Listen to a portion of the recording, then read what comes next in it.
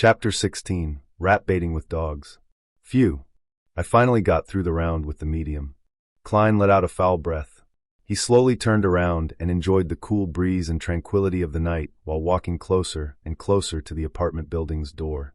He took out his keys, inserted the correct one in, and turned it gently, allowing the crimson-mixed darkness to expand with the creaking sound of the opened door. Walking on the staircase without a single person in sight and taking in the cold air, Klein had an inexplicable and amazing feeling. It felt like he had a few more hours than others.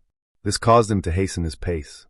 In a similar state of mind, he opened the door to his room, and before he even stepped inside, he saw a silhouette sitting silently in front of his desk.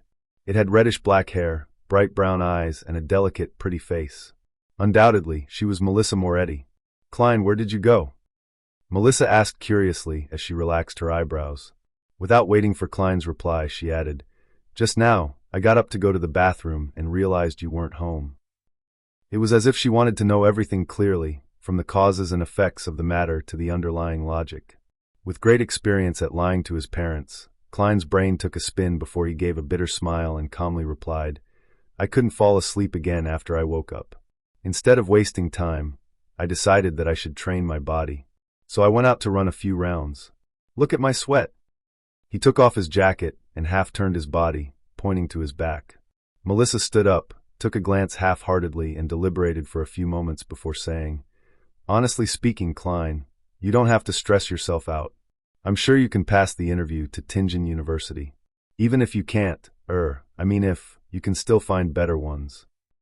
"I haven't even thought about the interview." Klein nodded his head and said, "I understand." He did not mention the offer that he had gotten because he had not decided whether he wanted to join them or not. Staring at Klein intensely, Melissa suddenly turned around and trotted into the interior of the house. She took out an object that resembled a tortoise.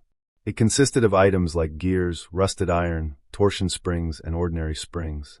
After quickly tightening the torsion spring, Melissa placed the object on the desk. Ka, ka, ka, dum, dum, dum. The tortoise moved and jumped with a rhythm that could pull anyone's attention. Whenever I feel irritated, I feel much better seeing it move. I've been doing this very often recently, and it's very effective. "Klein, give it a try," invited Melissa as her eyes brightened. Klein did not turn down his sister's goodwill. He approached the tortoise and waited for it to stop before laughing. He said, "Simplicity and regularity can indeed help relaxation."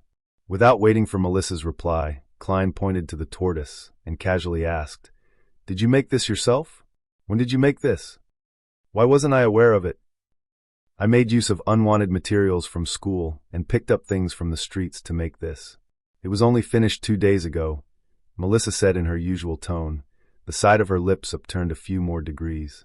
"That's impressive," Klein praised sincerely. As a boy with poor skills in machine assembly, he encountered great difficulties even assembling a four-wheel toy car as a child. With her chin slightly raised and her eyes slightly bent, Melissa calmly replied, "It was okay."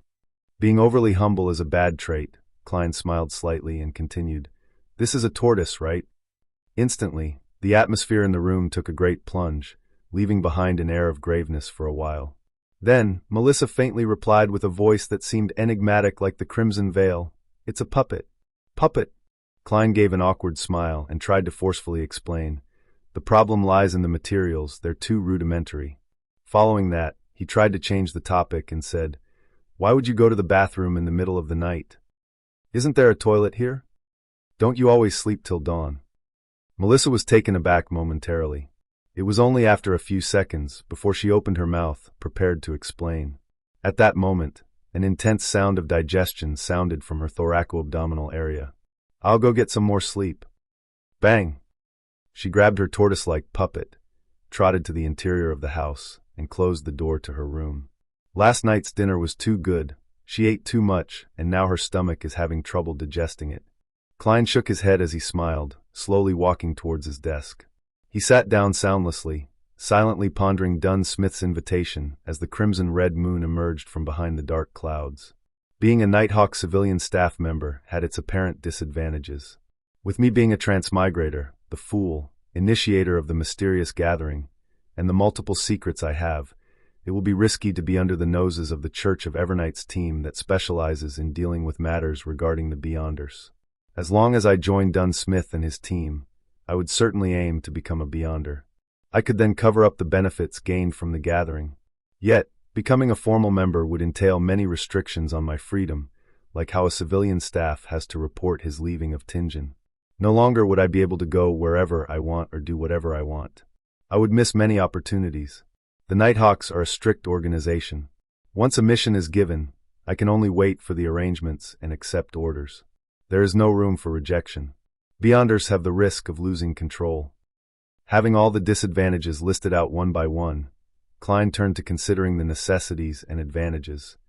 Judging from the situation of the luck enhancement ritual, I'm not one of the 80% of lucky people. In the future, there is bound to be some bizarre event happening to me, increasing the dangers I face.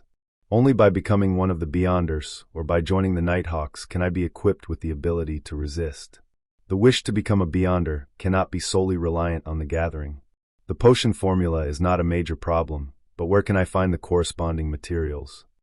How am I to obtain and concoct them?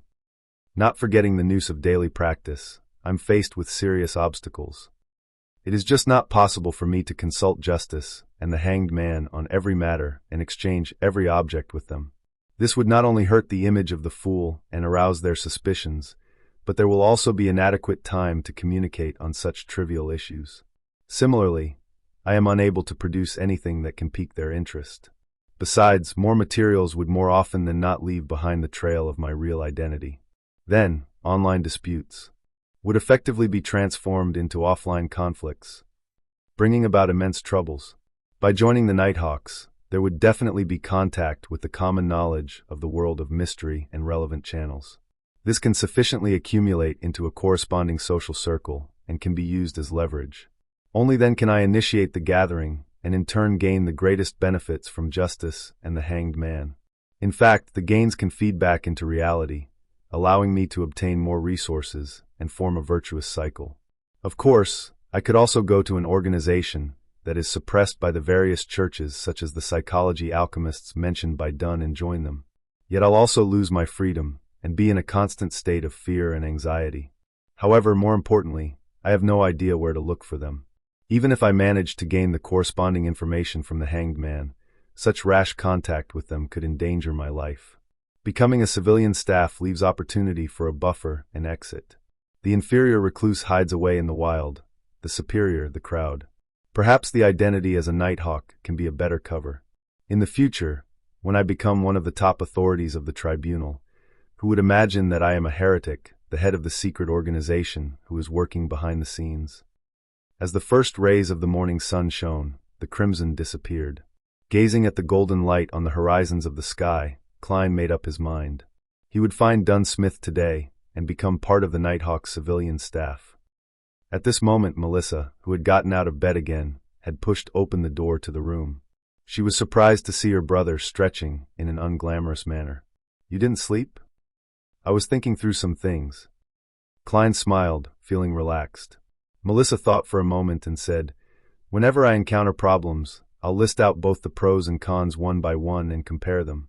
After that, I would be able to get a hint of what I should do next." "That's a good habit.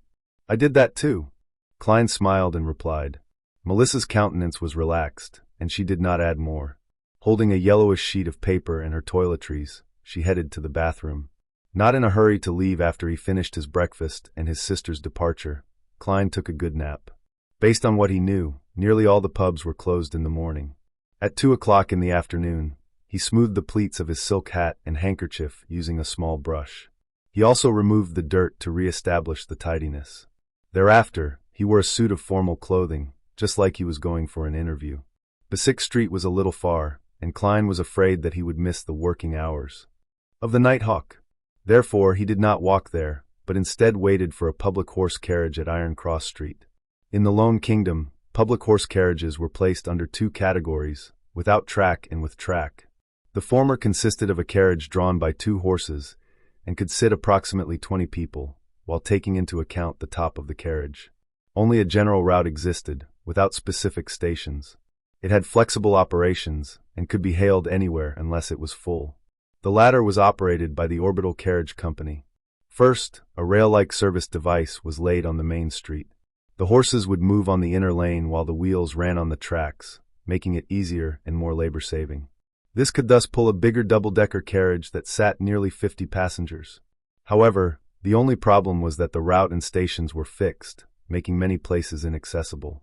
After 10 minutes, the sound of the wheels hitting the tracks approached from a distance. A double-decker horse carriage stopped in front of the station at Iron Cross Street. To Basic Street, Klein said to the carriage driver. You have to transfer at Champagne Street, but when you get there, it takes about 10 minutes to walk to Basic Street. Explained the carriage driver to Klein with regards to the route. Let's go to Champagne Street then. Klein nodded in approval. It's more than 4 kilometers for pence, said a young man with a fair and clean face as he extended his hand. He was a worker responsible for money collection. Okay. Klein fished out 4 copper coins from his pocket and handed it to the other party. He walked up to the carriage and found that there were not many passengers. Even on the first floor, there were a few empty seats. I only have 3 pence on me now, so I can only walk when I go back. Klein pressed his hat down and sat down firmly. On this floor, the men and women were mostly well-dressed, although there were a few clothed in their work clothes, leisurely reading newspapers. Almost no one spoke, and it was rather quiet. Klein shut his eyes and recharged his strength, oblivious to the coming and going of passengers around him. Station after station passed until he finally heard the few words Champagne Street. After alighting the horse carriage, he inquired along the way and soon reached Basic Street, where he saw the pub with the brownish-yellow hound logo. Klein reached out his right hand and gave a forceful push. The heavy door gradually opened, inundating him with a wave of uproarious noises and an impetuous heat wave. Although it was still afternoon, there were already many customers in the pub. Some were temporary workers looking for opportunities here, waiting to be hired. Others were simply idling around, numbing themselves with alcohol. The pub was dimly lit. In the center, there were 2 large iron cages with a third of its bottom sinking deep into the ground without any gaps. People held wooden wine cups and surrounded it, sometimes discussing loudly while laughing, sometimes cursing loudly. Giving a curious glance, Klein found 2 dogs caged inside. One was black and white, similar to the husky found on Earth. The other was wholly black, with shiny fur, making it look healthy and fierce. Do you want to bet? Doug has won 8 games in a row, said a little man wearing a brown beret, as he neared Klein and pointed to the black dog. Bet! Taken aback at first, Klein regained his senses immediately. Dog fighting. When he was at Koei University, those aristocratic and wealthy students would always ask him contemptuously and curiously if the boorish workers and unemployed hooligans enjoyed participating in boxing and gambling at the pubs. Besides being able to gamble on boxing and card games, didn't it also include cruel and bloody activities like cockfighting, dog-fighting, and others? The short man smirked. Mister, we're civilized people. We don't engage in such unglamorous activities. Having said that, he whispered, besides, laws were introduced to ban these things last year. Then what are y'all betting on? Asked Klein curiously. The better hunter. Just as the short man finished his sentence, a resounding cacophony sounded. He turned his head, waved his hands excitedly, and said, You can't place a bet for this round as it has started. Wait for the next one then. Upon hearing that, Klein tipped his toes, lifted his head, and looked as far as he could. He saw 2 strong men each dragging a sack, coming to the side of the iron cage and opening the prison door. They then dumped the contents of the sack into the cage. There were gray and disgusting animals. Klein tried to identify them carefully before realizing that they were rats. Hundreds of rats. As the iron cage was deep underground without any gaps, the rats moved in all directions but could not find a way out. Right then, just as the door of the cage was closed, the chain of the 2 dogs were untied. Woof! The black dog pounced ahead and killed a rat in one bite. The black and white dog was dazed at first before it started playing excitedly with the rats. The surrounding people either raised their wine cups and intensified their gaze or shouted loudly, Bite it! Kill it! Doug, Doug! Motherfucking rat baiting with dogs. Klein regained his senses, and the corner of his mouth twitched unceasingly. The objective of the gamble is to determine which dog can catch more rats. Perhaps, one can even bet on the specific number of rats caught. No wonder there were people purchasing live rats at Iron Cross Street. That's really unique. Klein shook his head, laughing as he backtracked, and circled along the edge of the alcoholic customers and reached the front of the bar.